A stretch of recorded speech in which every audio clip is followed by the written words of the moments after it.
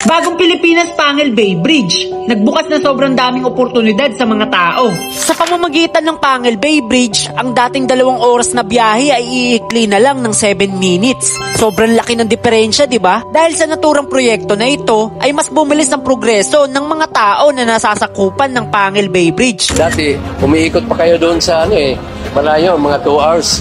Dito, 7 minutes na lang. Madali na talaga lahat kasi ang tulay, ma'am, maraming nabigyan ng hanap buhay. Pasalamat ko nga na ang tulay. Dili na gyud mi maglisod. Paninda sa amo ang produkto nga sisi. Ning abot na sa amo ang tulay nga gasa sa Dios. Kuan pod ni natuman pod sa ato ang presidente nga si BBM.